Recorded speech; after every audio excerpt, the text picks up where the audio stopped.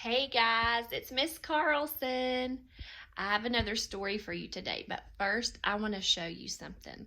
I'm upstairs in my kids' playroom and look at it. Does it look very clean? Or does it look a little messy? I think it's a little messy.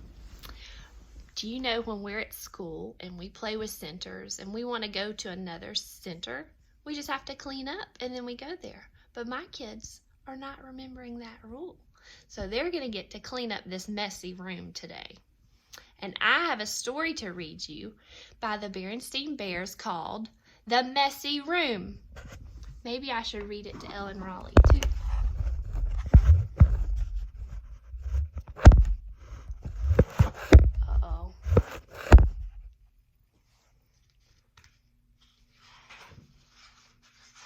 Do y'all remember when we watched the Berenstein Bears story at school? Wonder if this will be the same. The Berenstein Bears in the Messy Room by Stan and Jan Berenstein. They are the authors of this story. From the outside, the Bears' treehouse, which stood beside a sunny dirt road deep in bear country, looked very neat and well kept. The flower beds sparkled with red, yellow, and blue tulips. The woodwork was freshly painted and in good repair. The grass was cut and the vegetable patch was properly weeded. Even the bird's nest that perched on one of the treehouse branches was well trimmed.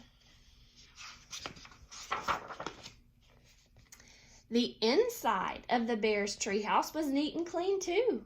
The pictures were straight, the piano was dusted, the kitchen was spick and span. Even the basement was neat and clean. And if you think it's easy to keep a treehouse basement neat and clean, well, you've never had to do it. Yes, the Bears' treehouse was a lesson in neatness and cleanliness, except for one place, Brother Bear and Sister Bear's room. It was a mess. Sounds like our playroom at Miss Carlson's house. A dust-catching, wall-to-wall, helter-skelter mess. A half-done jigsaw puzzle gathered dust in one corner of the room. A group of brothers' dinosaur models collected cobwebs in another. Sisters' stuffed animals were everywhere. As for the cubs' big storage closet, well, just be careful if you opened it. It wasn't that brother and sister were naturally messy. They tried to keep their room straight. They made their beds most of the time. And they swept and picked up once in a while. The trouble was that when cleanup time came, they spent more time arguing than cleaning. How am I supposed to sweep with your dinosaur toys all over the floor? Argued Sister. They're not toys, they're models. And don't move them. I'm working on a setup of the Pleistocene age, Brother protested. Oh, goodness, shouted Sister. Not only was Brother and Sister's room a mess, but Brother and Sister were getting to be a mess too, always arguing about cleanup chores instead of sharing the job and working as a team. What usually happened was that while the cubs argued about whose turn it was to do what, Mama took the broom and did the sweeping herself. And she often did the picking up too. That was the worst part, the picking up and the putting away. Mamas do a lot of that. Well, the mess just seemed to build up until one day, maybe it was because Mama's back was a little stiff, or maybe it was stepping on Brother's airplane cement, or maybe she was just fed up with that messy room. But whatever it was, Mama Bear lost her temper. She stormed into the cub's room with a big box. Uh-oh. "The first thing we have to do is get rid of all of this junk," she said. "Junk?" said brother and sister, watching in horror as Mama began to throw things into the box.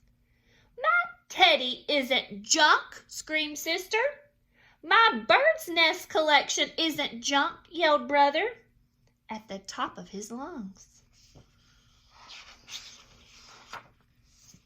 The screaming and yelling got so loud that it reached Papa, who was in his workshop putting the finishing touches on a batch of chairs that had been ordered by one of his customers. He couldn't imagine what was wrong.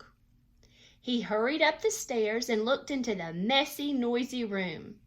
It didn't take a deep thinker to figure out what was going on.